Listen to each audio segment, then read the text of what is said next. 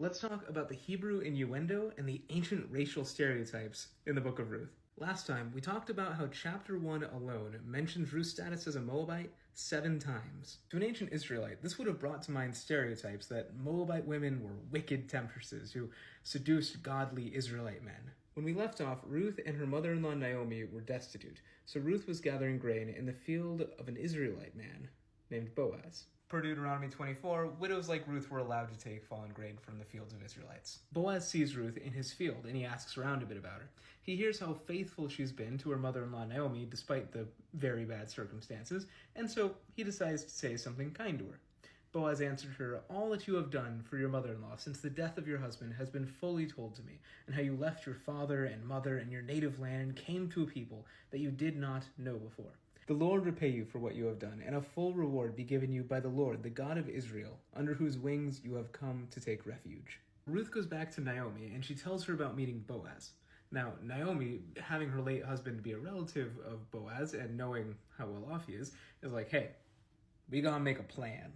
Now remember, the original Israelite audience reading this is pretty confident about what's going to happen next year. Naomi is the good Israelite woman in the story, and Ruth is the terrible Moabite seductress who's here to draw away Boaz into sin. So, what's Naomi's brilliant plan? I'm going to read this one in the KJV because, frankly, I think it's a little funnier in Old English. Starting at verse 3 and reading to verse 4. "Wash thyself, therefore, and anoint thee, and put thy raiment upon thee, and get thee down to the floor. But make not thyself known unto the man, until he shall have done eating and drinking. And it shall be, when he lieth down, that thou shalt mark the place where he lie. And thou shalt go in, and uncover his feet, and lay thee down. And he will tell thee what thou shalt do." What's that mean in today's English? Well, starting in verse 3, it means, hey, get cleaned up, put you some perfume on, and get your nice clothes on, Ruth. And once you go down there, he's going to be having a party. So go down to the floor of the party, but don't tell him you're there. Kind of hide a little, stay in the background. Don't let him know you're there. He's going to be eating and drinking, frankly, quite a lot. How do we know it's a lot? Going to verse 4, he's going to lie down. And you're going to need to mark where he lies down because he's going to be in his own house. We have no idea where he's going to pass out. I mean, this man's going to be drinking, could be in his bed, could be somewhere else. Who knows? Just keep track of the man. Once he's passed out drunk, you're going to uncover his feet and lay thee down. And he's going to tell you what you should do at that point. How do I know that Naomi is speaking euphemistically in this passage? Well, besides the obvious context about getting dolled up and going to the man's house and waiting for him to be drunk, hiding before that, then lying down with the near stranger and doing whatever he tells you to do, besides that part, here's a list of some of the places in the Old Testament where feet are used euphemistically. Here's a list of some of the places where uncover or expose are used euphemistically. And here's a list of places where lie down is used euphemistically. Our ancient Israelite audience at this point is, as the KJV would say, shooketh. Because up to this point, Naomi was the faithful good Israelite, and Ruth was the seductress in the room, because she's a Moabite. But now, you've got Naomi giving all this sultry advice. I mean, frankly, she's on Team Moabite now. What does Ruth do with this? Well, in the words of every Baptist grandmother ever, bless her heart.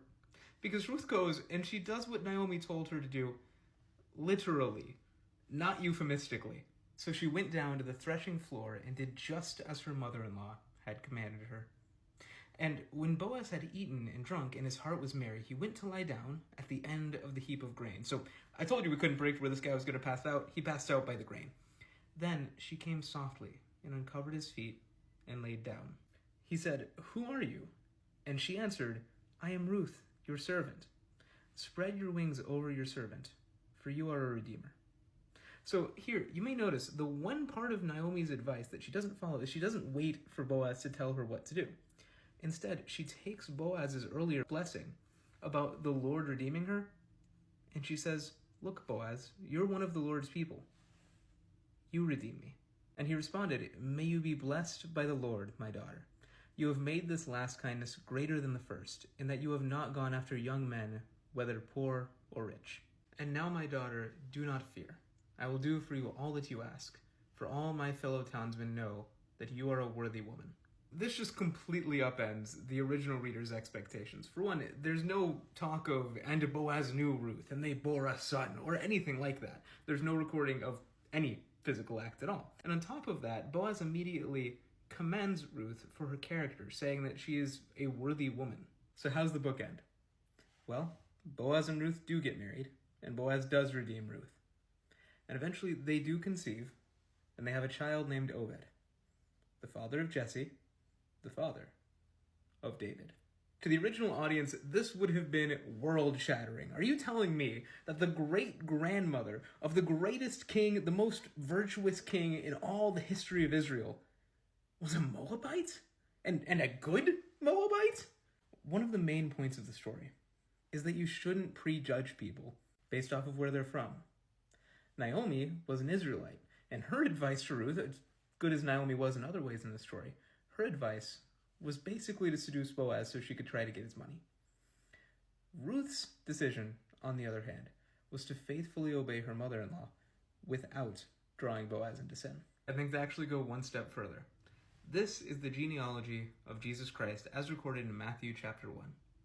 And it says, after a few other ancestors, and Salmon the father of Boaz by Rahab, and Boaz the father of Obed by Ruth. So Ruth is one of only 4 women named by name in the entirety of Matthew's genealogy of Jesus. Ruth, a Moabite, is arguably among the top 4 most honored women in all of biblical history. Like and follow for more. God bless, and have a great day.